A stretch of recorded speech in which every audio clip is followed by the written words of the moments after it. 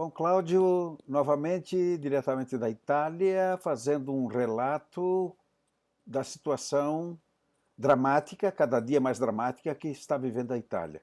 Como é que estão as coisas aí, Cláudio? Bom, aqui por enquanto as coisas continuam dramáticas. Provavelmente por parte do governo, das instituições, isto era esperado, apesar que provavelmente eles não iam declarando isto oficialmente à população, mas a nossa esperança de ver os números começar a diminuir, a epidemia começar a recuar, por enquanto isso não está acontecendo e provavelmente, infelizmente, não irá acontecer nos próximos 4 ou 5 dias, provavelmente. A sequência dos números nos últimos dias é só aumentando, os casos de positividade estão aumentando e, infelizmente, o que aumentou de uma forma muito importante é o número dos mortos, porque comparado com 4 ou 5 dias atrás, o número dos mortos nas últimas 24 horas dobraram. Hoje nós chegamos a beirar o valor de quase, bom, na realidade declararam que morreram nas últimas 24 horas 793 pessoas. O total dos mortos está quase alcançando 5.000 pessoas, o total. E provavelmente são números que, por enquanto, nos próximos dias temos que aceitar o fato que irão continuar com este trend. E a gente está só esperando que este trend aos poucos comece a recuar, mas por enquanto não está acontecendo isso. A gente viu aí que os prefeitos estão dizendo que não existe mais lugar nos hospitais. E o exército voltou para a rua para carregar caixões para cremar em lugares onde ainda esse serviço existe. Sim, a situação do norte continua dramática, principalmente continua dramática na região da Lombardia. A região da Lombardia, se a gente analisar os números totais, a região da Lombardia, estamos falando que praticamente os 50% dos casos de positividade ao coronavírus estão na Lombardia.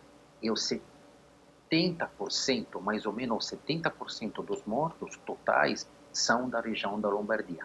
Números literalmente apavorantes desta região. A seguir, estamos sempre no norte, Emília-Romagna, Piemonte, Vêneto, são as outras 3 regiões que estão dando números importantes. E depois as outras. O exército, infelizmente, nós ontem tivemos que ver de novo uma coluna de caminhões do exército levando uns 70 mais ou menos pessoas falecidas em outras regiões para fazer o processo da cremação. E além disso, o exército agora está também ajudando no controle da população que não saia das casas nestas regiões do norte. Temos também o exército que está auxiliando a polícia e os carabinieri e a polícia das prefeituras, a polícia local, para dar mais um aperto a esta regra de não sair de casa. Ontem o governo emitiu novas medidas mais fortes, mais stringentes, para que a população não saia. Foram fechados os parques, foram fechadas todas as beiras lago, beira-rio, beira-mar. As pessoas não podem ir, por exemplo, a fazer passeios na beira-mar. Os parques públicos deram mais um aperto aos locais onde as pessoas podem andar. As pessoas que querem fazer atividade esportiva podem fazer somente sozinhos e não se afastando muito da própria moradia. O que se percebe também é que existe um movimento para que haja um fechamento ainda maior. As pessoas ainda vão para a rua, mesmo apesar de toda essa situação? Há quem insista ainda de ir para a rua? É necessário tudo isso? Sim, sem dúvida, principalmente nas regiões do norte, provavelmente nos próximos dias irá ter um aperto ainda mais rigoroso a estas medidas, a pedido dos vários prefeitos das cidades e governadores regionais.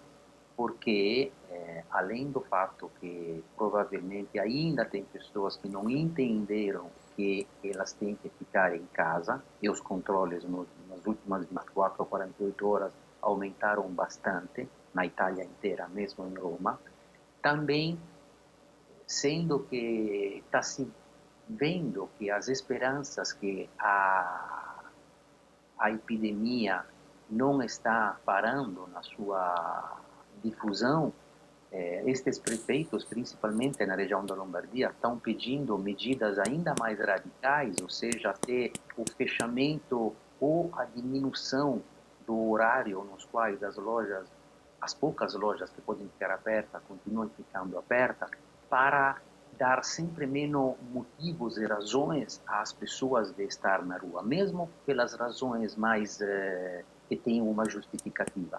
Porque o problema é que a epidemia, por enquanto, não está parando. E então, sendo que o único remédio no momento é deixar as pessoas em casa, obviamente, estas regiões que são mais afetadas da virose, os governadores, os prefeitos nestas regiões estão pedindo medidas ainda mais radicais, justamente para tentar parar isso. O Cláudio, nós aqui estamos entrando numa fase bastante crítica também e, por exemplo, São Paulo anunciou o estado inteiro a partir de terça-feira próxima, vai estar tudo fechado, etc. e tal. Você está aí já confinado há bem mais tempo do que nós aqui. Como é que a vida se desenvolve? Está havendo paciência? Está havendo... como é que está a moral da tropa, vamos dizer assim, depois de todo esse tempo em que vocês já estão dentro de casa, fechados? Como é que está acontecendo a questão do abastecimento? Como é que isso está sendo resolvido? Está todo tranquilo. Honestamente, do ponto de vista do abastecimento, não está tendo problema.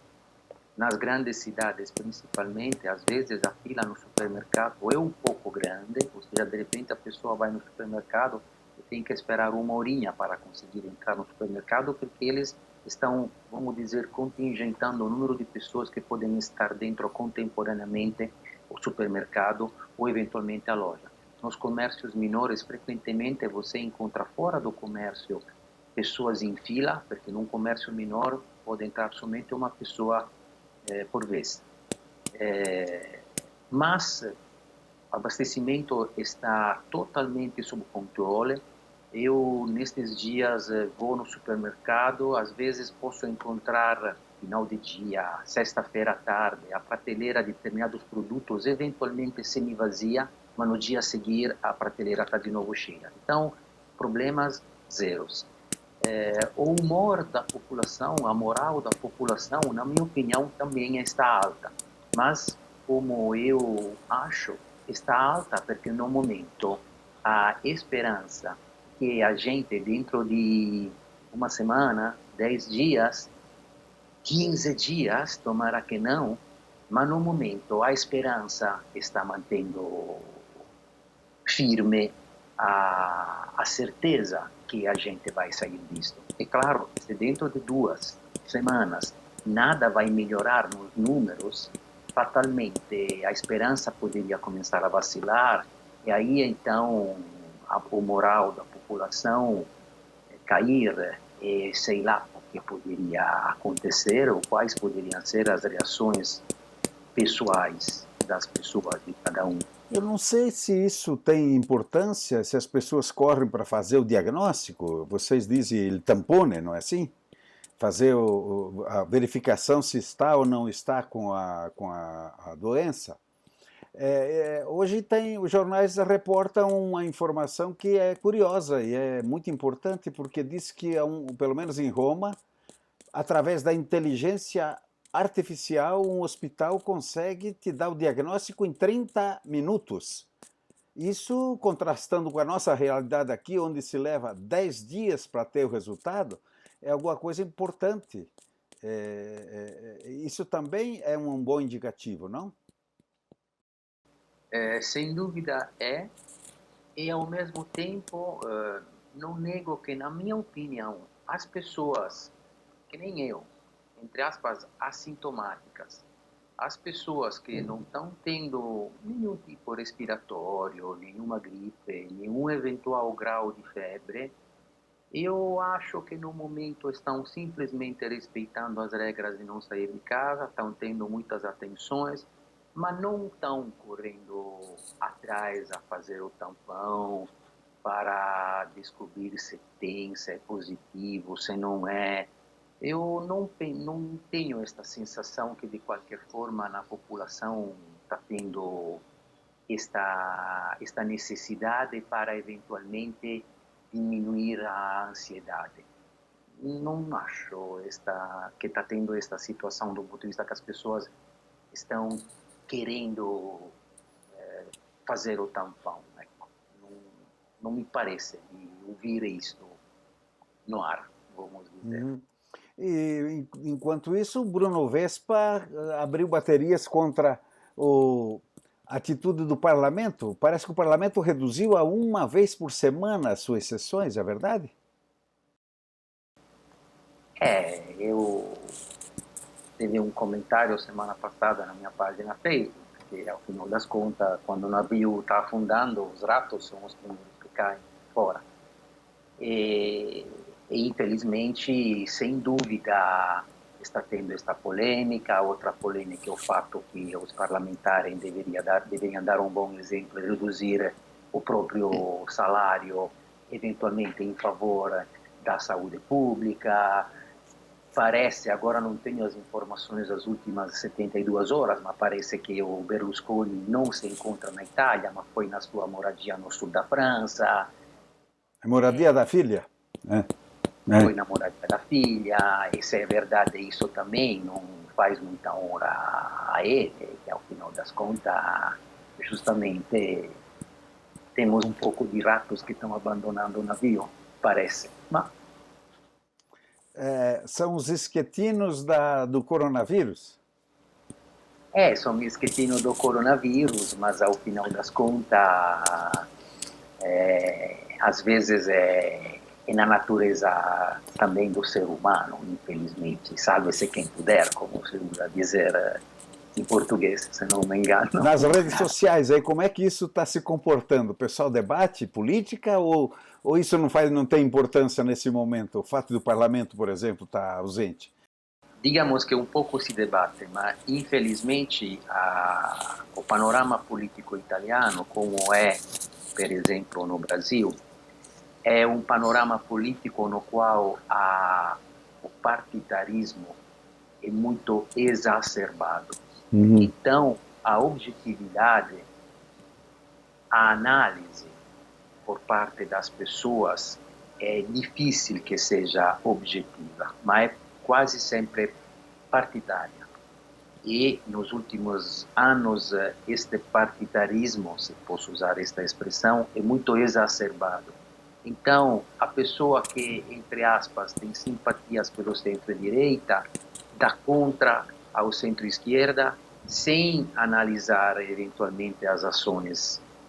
E vice-versa. O que é partidário, por exemplo, do atual governo, não se, entre aspas, tem dificuldade em criticar porque acha que o que estão fazendo seja certo. Então, esta falta de objetividade, que faz parte um pouco dos últimos anos do panorama político italiano, também se reversa nos vários comentários entre nós, cidadãos, dentro dos social network.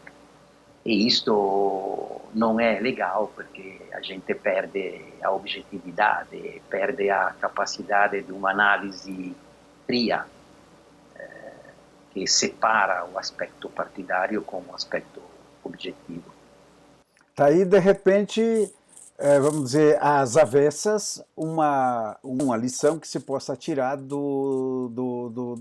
da pandemia, não é verdade? Concordaria com você, Desiderio. Somente que, infelizmente, a gente sabe que a história não ensina nada, o homem continua repetindo os mesmos erros, porque muitas coisas a gente poderia aprender por esta situação. Todo o dinheiro que é investido em áreas que no momento estão se revelando inúteis e outras, me refiro à saúde pública, ao fechamento de hospitais, fechamento de muitas unidades hospitalares espalhadas no território nacional que eram consideradas improdutivas e então fechadas. Hoje a gente está umas reabrindo, outras se queixando por ser fechadas. O pouco dinheiro que é destinado à saúde pública ou determinados setores que hoje estamos percebendo que seria importantíssimo. A história, infelizmente, deveria ensinar muito, mas nunca ensina algo, porque os homens não sabem analisá-la e aproveitar dos erros.